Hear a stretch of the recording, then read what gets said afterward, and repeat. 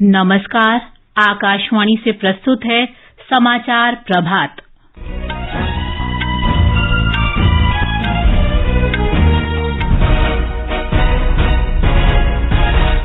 प्रधानमंत्री नरेंद्र मोदी ने अमेरिका के वॉशिंगटन डीसी में व्हाइट हाउस में राष्ट्रपति जो बाइडेन से मुलाकात की। प्रधानमंत्री ने शीर्ष अमेरिकी कंपनियों के मुख्य कार्यकारी अधिकारियों के साथ भी चर्चा की। प्रधानमंत्री ने कहा, भारत और अमेरिका को वृद्धि की गति बनाए रखने के लिए कुशल प्रतिभाओं की जरूरत। गृह मंत्री अमित शाह ने मणिपुर की स्थिति पर चर्चा के लिए शनिवार को नई दिल्ली में सर्वदलीय बैठक बुलाई। G20 के श्रम कार्य समूह की 2 दिवसीय बैठक आज से पटना में और बेंगलुरु में सैफ फुटबॉल चैंपियनशिप में पाकिस्तान को 4-0 से हराकर भारत ने जीत के साथ अपना अभियान शुरू किया।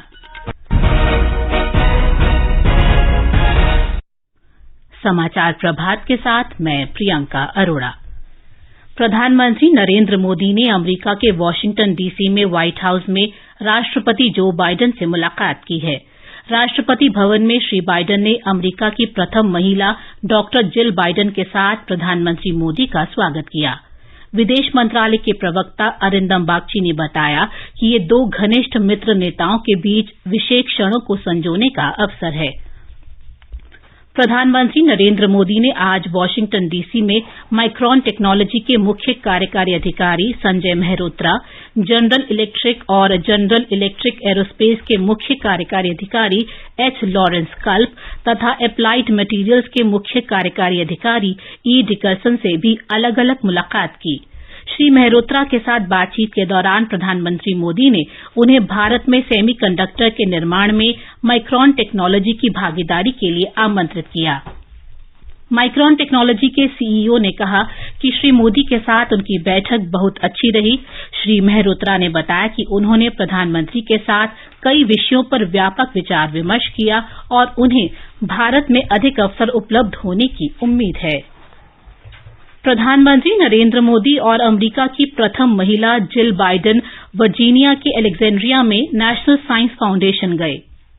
उन्होंने दोनों देशों की अर्थव्यवस्था के लिए महत्वपूर्ण उद्योगों में कौशल प्रशिक्षण लेने वाले अमेरिका और भारत के विद्यार्थियों से मुलाकात की।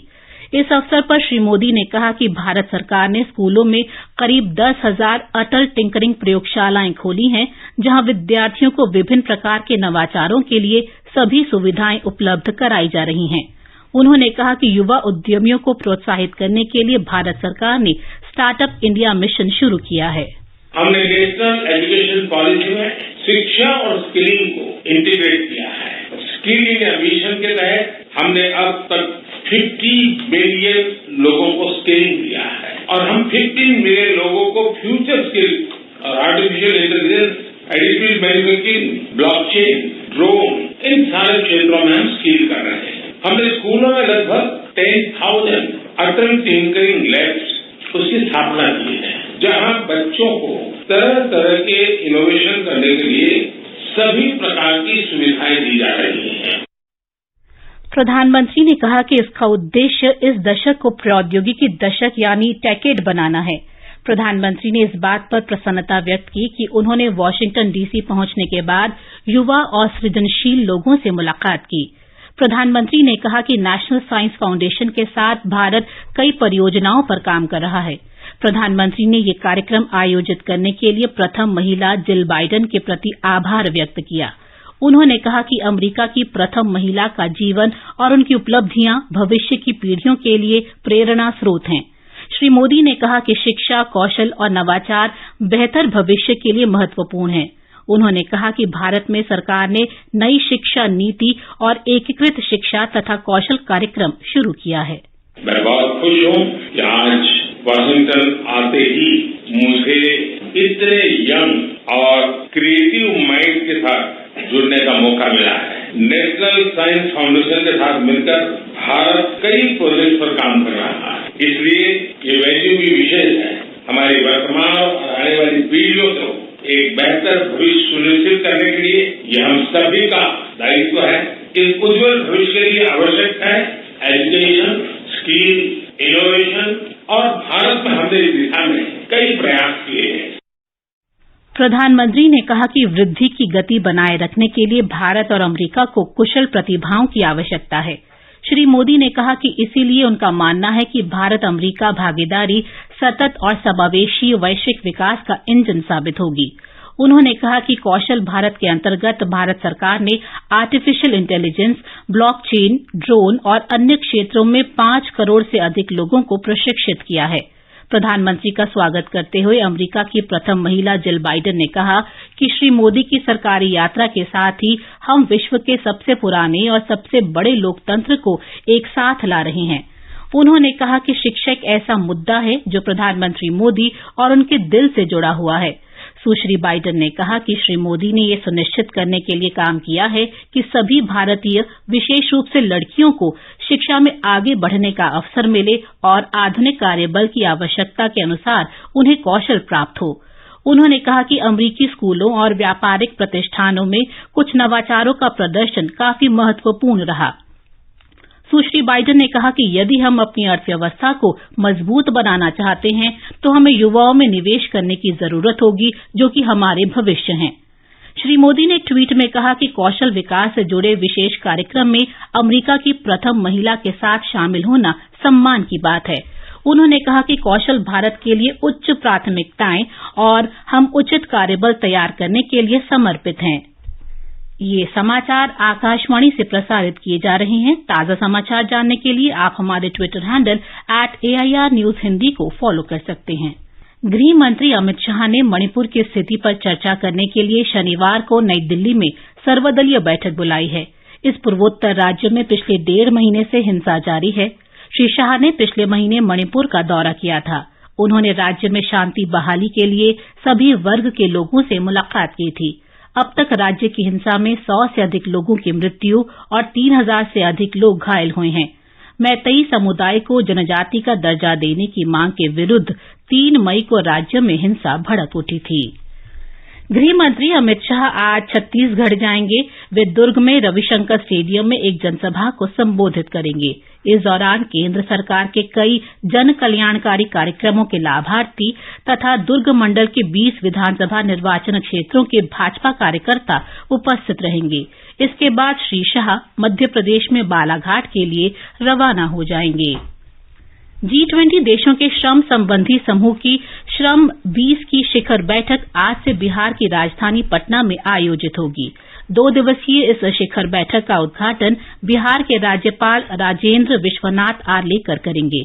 इस आयोजन में केंद्रीय श्रम और रोजगार मंत्री भूपेंद्र यादव के अलावा राज्य के श्रम संसाधन मंत्री सुरेंद्र राम तथा विभिन्न श्रम संगठनों के प्रतिनिधि शामिल होंगे। 2 दिवसीय सम्मेलन में G20 देशों के अलावा 8 अतिथि देशों के लगभग 150 प्रतिनिधि हिस्सा लेंगे। एक रिपोर्ट। 2 दिवसीय इस शिखर बैठक के दौरान सदस्य देशों के प्रतिनिधि असंगठित क्षेत्र के श्रमिकों की समस्याओं के समाधान पर भी विचार मंथन करेंगे। इस दौरान प्रतिनिधियों के बीच द्विपक्षीय और बहुपक्षीय बैठकें भी आयोजित की जाएंगी। G20 श्रम समूह के अध्यक्ष हिरणमय पांड्या ने कहा है कि शिखर सम्मेलन में विचारों का आदान प्रदान और श्रम संबंधी नीतियों, कार्यक्रमों के बारे में सीखने के अवसर भी मिलेंगे। विविध विषयों पर विचार विमर्श के अलावा विशेषज्ञ और श्रम संगठनों के प्रतिनिधि समस्याओं के समाधान के सुझाव भी देंगे। बिहार सरकार ने सम्मेलन में भाग लेने वाले प्रतिनिधियों के आतिथ्य सत्कार के लिए व्यापक इंतजाम किए हैं। धर्मेंद्र कुमार राय, आकाशवाणी समाचार, पटना। निर्वाचन आयोग का एक उच्च स्तरीय आधिकारिक प्रतिनिधि मंडल चुनावों के सुचारू संचालन की तैयारियों का आकलन करने के लिए हैदराबाद में है। तेलंगाना विधानसभा का कार्यकाल अगले वर्ष जनवरी में समाप्त हो रहा है। 3 दिवसीय दौरे पर पहुंचा ये शिष्टमंडल चुनाव सुरक्षा से संबंधित विषयों पर विचार विमर्श और जानकारी लेने के लिए तेलंगाना के मुख्य निर्वाचन अधिकारी, विशेष पुलिस नोडल अधिकारी तथा अन्य वरिष्ठ अधिकारियों के साथ बैठक करेगा। बाढ़ग्रस्त असम के 17 जिलों में 1,20,000 लोग प्रभावित हैं। बाढ़ के पानी के कारण कई स्थानों पर सड़क संपर्क टूट चुका है। लखीमपुर, डिब्रूगढ़ और बक्सा सबसे अधिक प्रभावित हैं। कुल 780 गांव बाढ़ के पानी में डूबे हुए हैं। राज्य आपदा मोचन बल की टीमों को राहत और बचाव कार्य के लिए तैनात किया गया है। 2000 से अधिक लोग प्रशासन द्वारा चलाए जा रहे 31 राहत शिविरों में रह रहे हैं। प्रभावित लोगों को राहत सामग्री वितरित की जा रही है। सैफ फुटबॉल चैंपियनशिप 2023 में कल रात बेंगलुरु में भारत ने पाकिस्तान को 4-0 से हरा दिया। भारत की ओर से कप्तान सुनील छेत्री ने हैट्रिक किया, जबकि उद्दांत सिंह कुमाम ने 81वें मिनट में चौथा गोल दागा। इसके साथ ही भारत ने इस प्रतियोगिता में जीत के साथ अपना अभियान शुरू किया। इससे पहले एक अन्य मैच में कुवैत ने नेपाल को 3-1 से हराया। सैफ फुटबॉल चैंपियनशिप में इस बार 8 टीमें हिस्सा ले रही हैं, जिन्हें 2 ग्रुप में रखा गया है। ग्रुप ए में भारत, कुवैत, नेपाल और पाकिस्तान है। ग्रुप बी में लेबनान, मालदीव, भूटान और बांग्लादेश हैं। दोनों ग्रुप की श्रेष्ठ 2 टीमें सेमीफाइनल में पहुंचेंगी। ताइपी ओपन बैडमिंटन टूर्नामेंट में आज पुरुष सिंगल्स के प्री क्वार्टर फाइनल मैच में भारत के पी कश्यप का सामना चीन ताइपे की एल वाई सू से होगा। ये मैच सुबह 9:30 बजे से खेला जाएगा। एक अन्य मैच में आज सुबह 11 बजे तीसरी वरीयता प्राप्त एचएस प्रणॉय का मुकाबला इंडोनेशिया के टोमी सुगियार्तो से होगा। अंतर्राष्ट्रीय योग दिवस के अवसर पर खादी और ग्रामोद्योग आयोग केवीआईसी के अध्यक्ष मनोज कुमार ने मुंबई में केवीआईसी मुख्यालय में खादी योग चटाई का शुभारंभ किया। कार्यक्रम को संबोधित करते हुए श्री कुमार ने कहा कि प्रधानमंत्री नरेंद्र मोदी के नेतृत्व में आत्मनिर्भर भारत अभियान दिन ब दिन नए प्रतिमान स्थापित कर रहा है और खादी योग मैट लाना भी इसी अभियान का एक हिस्सा है। ये समाचार हमारी वेबसाइट newsonair.gov.in/hindi पर भी उपलब्ध हैं। और अब समाचार पत्रों की सुर्खियों के साथ हैं फरहत नाज। धन्यवाद प्रियंका। संयुक्त राष्ट्र में मोदी का विश्व योग अंतर्राष्ट्रीय योग दिवस पर संयुक्त मुख्यालय में प्रधानमंत्री नरेंद्र मोदी के नेतृत्व में आयोजित योग सत्र से जुड़ी खबरें और विश्व रिकॉर्ड बनाने को नवभारत टाइम्स सहित सभी अखबारों ने सचित्र दिया है। पंजाब केसरी ने प्रधानमंत्री के शब्द प्रकाशित किए हैं, योग जीवन जीने का तरीका और कॉपीराइट से मुक्त, तभी सब भारत के साथ। दैनिक ट्रिब्यून ने लिखा है, भारत ने हिमालय की गोद से लेकर समुद्र की लहरों और आकाश छूती चोटियों पर योगाभ्यास किया। 1.5 लाख लोगों के साथ सूरत ने बना दिया नया Guinness world record. Electric car बनाने वाली दुनिया की सबसे बड़ी कंपनी टेस्ला प्रमुख एलन मस्क की प्रधानमंत्री मोदी से मुलाकात पर दैनिक जागरण लिखता है, मस्क ने दिए संकेत, भारत में संयंत्र लगाएगी टेस्ला। राष्ट्रीय सहारा का कहना है, मोदी से मिलकर मस्क हुए मस्त, बोले फैन हूं। 26 नवंबर 2008 के मुंबई हमलों में शामिल आतंकी साजिद मीर को संयुक्त राष्ट्र में आतंकवादी घोषित कराने में चीन के बाधा डालने पर भारत के करारे रुख को जनसत्ता ने दिया है। दैनिक भास्कर ने विश्लेषण शीर्षक से लिखा है, विदेशी निवेशकों के केंद्र में भारत, हमारे बाजार 3 महीने में 11% चढ़े, चीनी बाजारों में गिरावट का दौर। और अंत में मुख्य समाचार एक बार फिर। प्रधानमंत्री नरेंद्र मोदी ने अमेरिका के वाशिंगटन डीसी में व्हाइट हाउस में राष्ट्रपति जो बाइडेन से मुलाकात की। प्रधानमंत्री ने शीर्ष अमेरिकी कंपनियों के मुख्य कार्यकारी अधिकारियों के साथ भी चर्चा की। प्रधानमंत्री ने कहा, भारत और अमेरिका को वृद्धि की गति बनाए रखने के लिए कुशल प्रतिभाओं की जरूरत। गृह मंत्री अमित शाह ने मणिपुर की स्थिति पर चर्चा के लिए शनिवार को नई दिल्ली में सर्वदलीय बैठक बुलाई। G20 के श्रम कार्य समूह की 2 दिवसीय बैठक आज से पटना में। इसके साथ ही समाचार प्रभात का ये अंक समाप्त हुआ। नमस्कार।